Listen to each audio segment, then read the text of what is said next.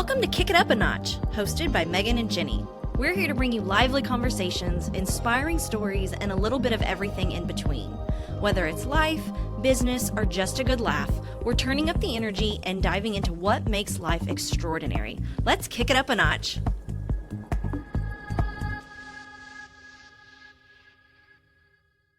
Welcome to another episode of Kick It Up a Notch.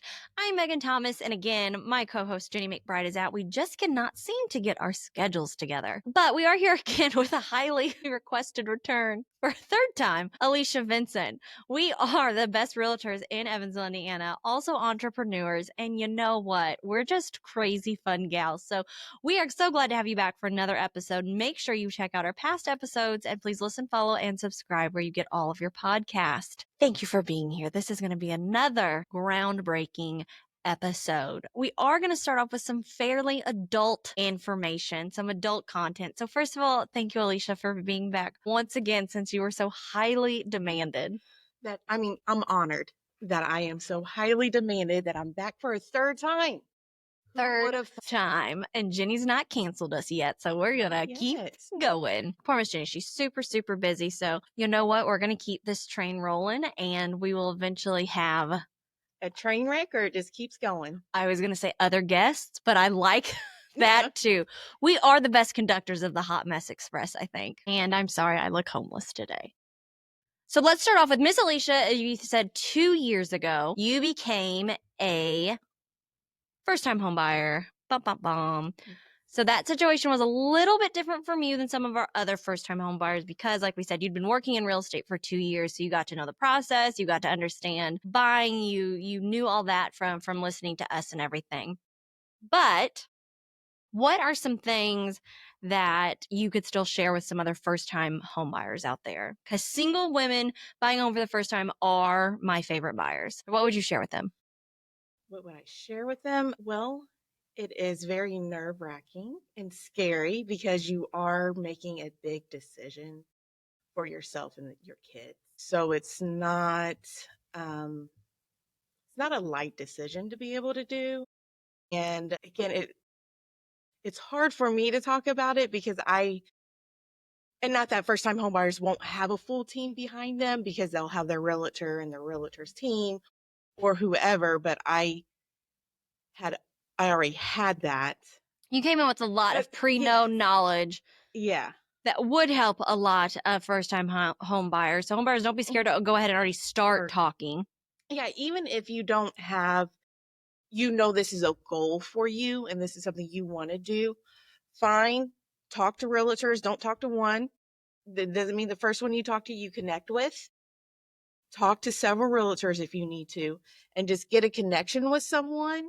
And then that way you have someone that you can reach out to and start building that relationship. And they can help guide you on what is needed to be saved for or, what to look out for and things like that. Or you just feel comfortable asking questions to them, I think would be, from the way that I was able to do it, I think that would be something smart for a first-time home buyer to be able to do. Even if it's a year down the road, doesn't mean you can't have that connection and get to know a realtor so that you're able to start building that.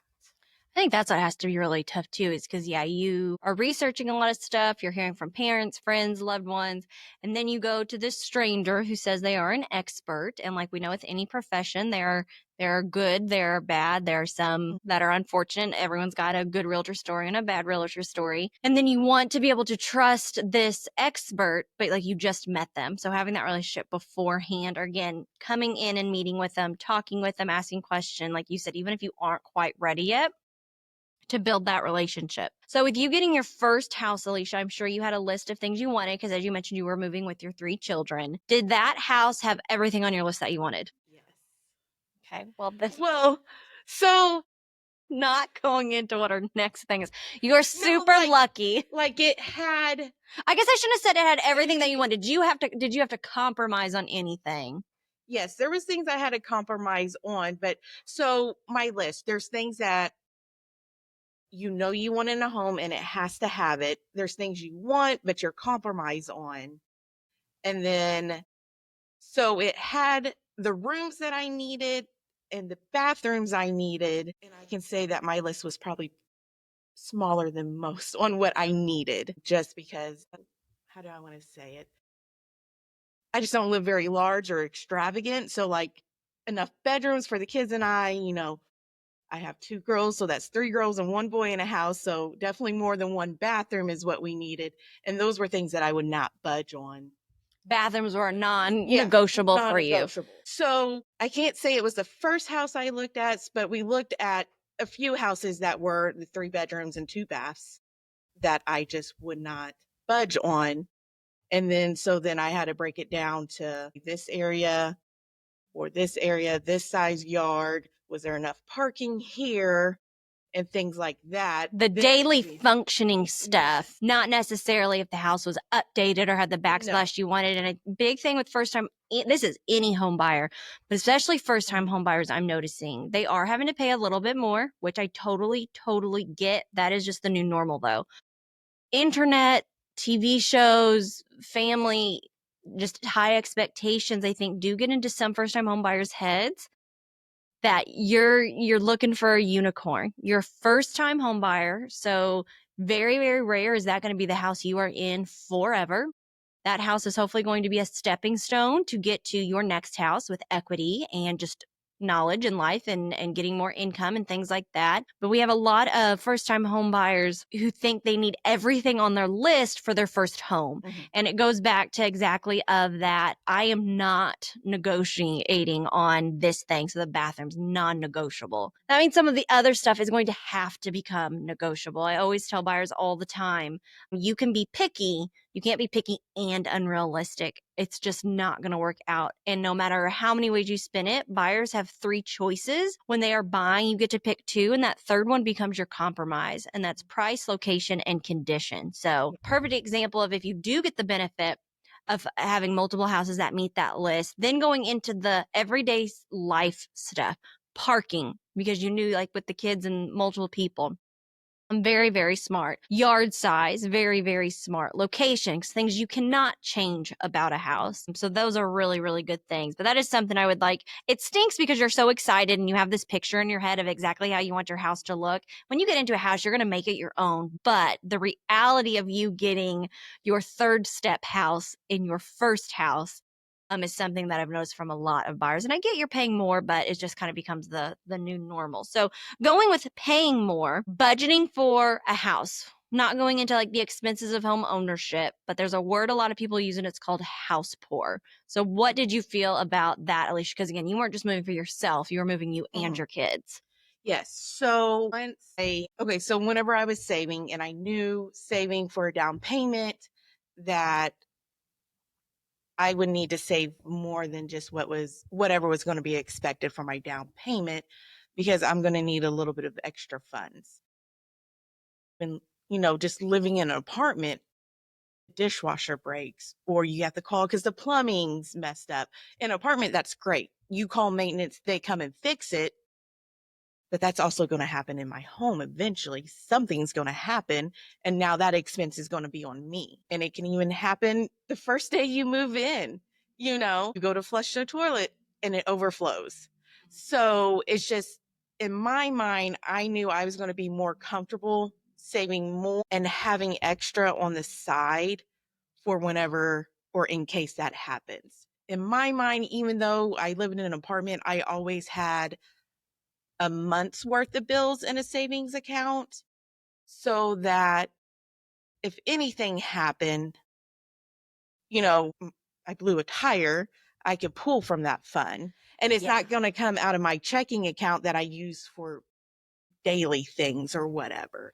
That's not an expense that I would have to pull out of that. I knew it was on the side. Yeah, and I think that's maturity that comes to you from living life. Because so many people say, oh, I'm buying a house. I'll get the inspection, that'll find stuff. I'll get the home warranty, that'll cover things if it breaks. Those things are great and part of the process. Too many people rely too heavily on them. You just mentioned it, the day you go in and you flush the toilet for the first time, it could overflow. But you had an inspection. Well, at the time of the inspection, it ran as it should. Things happen and you could move in and things could go wonky. So you need that house Or a whoops. kid goes and throws a toy in the toilet because he found a toy that he hasn't seen because you guys just moved everything. Yeah. And they throw it in there. You go to use it. There you go. You just got a new expense. Mm. So it's not like it was something that was underlining with the house. A circumstance happened.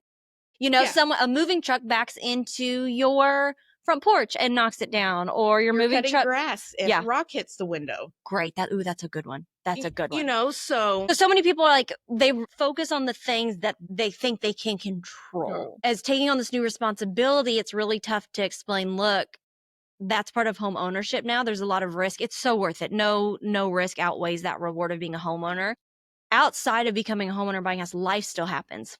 You get sick, you miss work, cars break down, birthdays happen, trips still need to happen. So many people want to throw everything they have into a home. And it scares me so much because especially with first time home buyers, there's so little to work with anyway. And you might have to cut some things back. So if you usually go on a vacation every year, you know, that first year you buy a house, or maybe the first 2 years you buy a house, that is a sacrifice you might have to make. Instead of going on vacation or a girls trip, you now enjoy a house you're paying a mortgage on. You know, you have the girls trip at your house. Yes.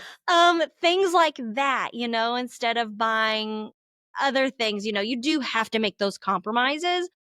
But so many people make the list of, well, if this breaks in the house, I have so-and-so who can fix this. And if this breaks here, I have so-and-so who can fix it. Or I have this saved up if this happens, or I have insurance, whatever. They don't talk about all the life stuff that still happens. You can't tell me before you bought this house, there were no unexpected expenses you had to pay. Cell phone bills go up, gas goes up, insurance goes up on your car. Like other things in life go up. You get diagnosed with type 1 diabetes. Way to bring the party down. You get diagnosed with type 1 diabetes. That's an extra expense. Wow. So becoming a homeowner can increase blood sugar and lead to a diagnosis. Things like life can happen like that, you know? Very, very good things to consider. You still got to buy groceries, you know, when you live in a house and things like that. So really being smart on that whoopsie doozy budget, being really smart on the whoopsie doozy budget. And you know, that also means going into a house that was someone else's perfect house most likely is not going to be immediately your perfect house. Everyone loves those 4 little letters that has really ruined real estate, called HGTV. I think it's Home and Garden Television.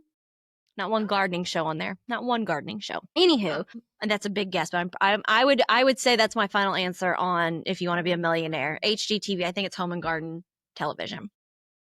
Anywho, you are dealing with a seller who has turned this into their house and is now detached from it. They have either fallen in love with another house, leaving this house. And you've got a very emotional buyer, understandably, coming in who has a vision of their home in their mind, looking at this house and not seeing that vision. You're going to have to be open-minded and creative as a buyer, because there are things that you are going to want to focus on and ask that seller to negotiate for repairs, things that aren't working as they should. In the legal contract, it's called defects, what they're just stated as in the state of Indiana. There's really 5 main ones. And that no matter how handy you or your uncle are, you really want that professional in there, because it could affect the safety and value of the property if not taken care of, or the safety and health of its future occupant. And that is roof, foundation, old plumbing, and electric. That list is much more significant than old carpet, not the best painted kitchen cabinets, not granite countertops, gold light fixtures. This vision you have in your mind, it will cost money, but it is your home and you get to take care of it over time with paint. So I think that's what's been really hard too for a lot of first-time home buyers, is getting excited about that fun, pretty stuff and not having the correct guidance there in a professional like a real estate agent to say, hey, we need to focus on this crack in the foundation, or these lights not turning on in certain rooms, or the water pressure not being very strong. So talking about kind of a list like that, what a buyer should look for or be realistic about. What would you say about that? What I would say is, so let's go back to whenever I first started. I looked at, there was 3 homes. First one I eliminated, I didn't like the area, so that was easy. The second one, was a beautiful remodeled home, new appliances, floors, paint, absolutely gorgeous. The rooms were a little small, and it was off of a busy road, and it had a one car attached garage and then a little bit of a driveway and then a busy road. House was beautiful, but that was not going to be functioning with a brand new 16 or 17-year-old driver backing out onto a busy road, and then us shuffling our cars to leave the house if we need to leave for work or school or whatever it was. So as much as it was beautiful on the inside, there was no way that it was going to be functional for us on the outside.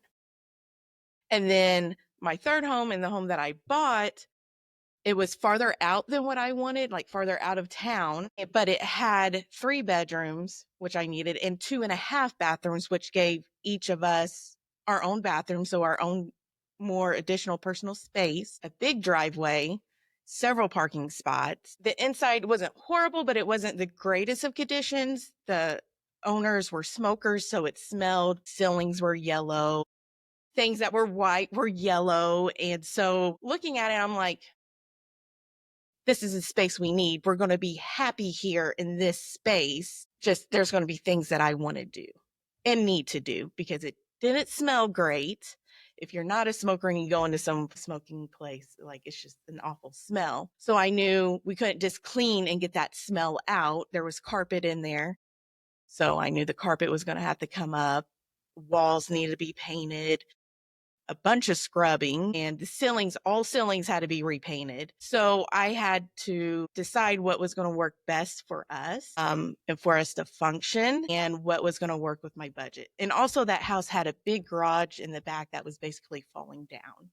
So a garage would have been nice to have, but I've never had one, so it's okay for me not to have it. Like that was more of a want. A want, not have to have, and the potential for at least one to maybe be there in the future. So I came in and knowing, probably had a little bit more knowledge than other buyers, but I came in and obviously I could ask, but can't expect them to give me a budget for new carpet or paint because that's what I wanted to change. And to them, they're not going to notice that. Yeah. That's a perfect example of the list of things to take into consideration. And depending, and this is most important to stress, certain things within the market and certain abilities of the offer could have possibly taken some of that into consideration of what you offered and negotiated. But knowing that list is, again, what you wanted to do and could almost offend a seller if you're like, well, I want an allowance because I'm going to have to paint, rip out the carpet. Those are things you know you want to do. Versus if there was something significantly wrong with the house, putting that before asking for like the cosmetic stuff, because it is not a seller's responsibility to make the house that you want look how you want it. Yeah. Different from their house. And so then, then my next thing was, what did I want to make sure I was able to get done before we moved in versus what then could be done after we moved in. With having kids and we moving stuff in and then have to move it to replace the carpet, I knew I was going to want that done before we moved in, and obviously painting before I put new carpet in. So I had to take that into consideration with what I've been saving, what I knew I was going to have to possibly have for like my down payment and stuff, and see if that was going to be feasible for me, because I personally wanted that done before we moved all of our stuff in. Because then it was just going to be more of a headache to try to do that after we moved in. And then also with the garage in the back that was falling in, that was one thing that I did negotiate with the price, because we ended up tearing that down. Yeah, we ended up tearing that down ourselves. So that was one thing that I did negotiate. It wasn't a defect or anything, but I mean, they also knew because they weren't using it either. So yeah. No, for sure. All those things in consideration. And each person's situation is different. Again, we know a lot of first-time home buyers are hearing many, many things from loved ones who mean the best for them. But not a lot of people, when you hear, oh, I'm buying a house, do they immediately go to, oh, a positive situation or a positive story? They then start dumping on you all of their terrible experience. They had house hunting, or all of their terrible experience that has happened to them after they've been in their home for like 5 to 10 years. And it is good to be very aware that, look, you're a homeowner, risks, things are going to happen. But I talk with all these people who are just horrified by the time I get to them, because they've just heard all these awful things from these people who are very, very close to them. And again, who aren't doing it to be mean, but don't always do it with the best interest in mind. So that is another reason why it's so good to have that neutral person who is experienced in doing this as a real estate agent to guide you through this process, because they're not close to you in the sense that it's not family or friends. It's not personal. It's just from past experience and expertise of doing this every day. And then you guys having that honest relationship of, look, this is not the best house for a first-time home buyer. I know so-and-so says they love it, or you really like this one room about it, but think about these things. Just get them thinking, because you don't know what you don't know. So ask questions. Have an agent that asks you questions back just to get your input in. You explain that to them, okay, if that's what you're good with, because in the end of the day, it's always your decision. But these are just things that we're working with a lot of first-time home buyers right now. I love, love, love working with first-time home buyers because it's so exciting. It's just a lot of the similar stuff we hear. So just trying to get some more information out from a first-time home buyer herself, even though, again, a little biased because she knew some things, but that just goes to show that it's good to be in a relationship with someone and ask questions at any point. Yeah. And like, if your agent is asking you a question back, it's just to make sure that you're all on the same page. She's understanding and you are also understanding. She's not asking, or they're not asking it back to make you change your mind. Yeah. So don't like change your answer because you feel like you had to, because that's why they're asking it back. Yeah. Just, they just want to make sure you're aware of what you're asking or saying. Yeah. And so don't get like offended or be like, okay, well, maybe I shouldn't then.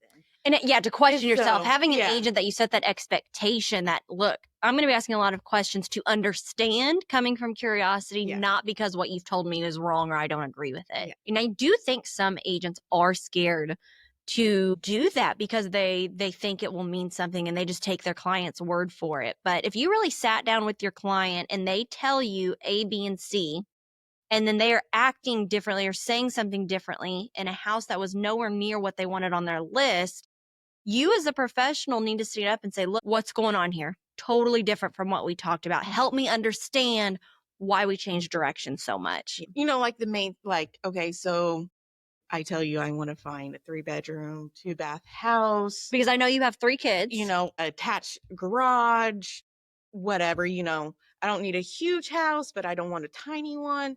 And then I go and send her, even though it's in my budget, but I don't know, it's 2-bed, 1-bath, under 1,000 square feet. Okay, well, tell me what you like about this. Well, the backyard's real pretty. Or the updated kitchen. Yeah. So, okay, that's fine. We can go look at it. So what are we going to do about this 3rd bedroom? That's not something that can be added or this and that. So just don't, they just want to understand you just as you want to understand them. So just don't get offended or change your mind or anything else if they're asking questions back. So, or you say, you're pre-approved up to 250. You don't want to go over 200, but you found this house at 240. Okay, that's great. Is it because it checks everything on your list? Are you feeling more comfortable now going higher in your purchase price? Did something change? They just want to ask because then they don't want to continue sending you or looking for $200,000 homes for you whenever now you're ready to move up. Or the reverse, more important. Yes. You're approved for $250,000, but you told me your monthly payment is more close to the $210,000 mark. The agent's not going to shouldn't keep pushing fees on you when you've said your monthly payment is comfortable at a much lower range. And that all goes back to also creating that team that's going to be honest with you. So that includes your agent, that includes your agent's resources that they have, transaction coordinator, experienced agents, things like that. It includes your lender, who really, really needs to have a good relationship with the agent and good communication. That includes the title company. It includes the inspectors. It includes contractors, all of those things. So yes, you can Google it. Yes, you can take other people's advice. You literally don't know what you don't know and don't know what questions to ask. Yeah. Having that whole team surrounding you, it will still be overwhelming. It will still be exciting. It will still be scary, but not walking through it alone. Yeah. Is what's so crazy. gosh, look at us looking so professional and adult-like. Look at us. I knew we could do Well, it. one of us looks professional. That's true. One of us looks professional. We both sound professional. One of us, I do look homeless. If anyone else is sitting in an office where they are freezing, we are here for you because it was a beautiful day yesterday. It's 50 degrees in this office. So you have no idea what to pack for or wear. Yeah. So I found layers, but yeah, touche. One of us does look professional. That was a good one. Kick It Up a Notch is all about real talk and real stories, but we're not doctors, lawyers, financial advisors, or therapists. We're just two business owners having fun, sharing experiences, and hopefully sparking some inspiration. So don't take anything we say as professional advice. Always do your research and consult the experts when needed. Thanks again for tuning in, and we'll catch you next time.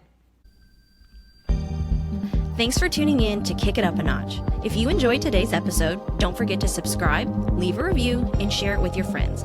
Until next time, keep reaching higher and kicking it up a notch.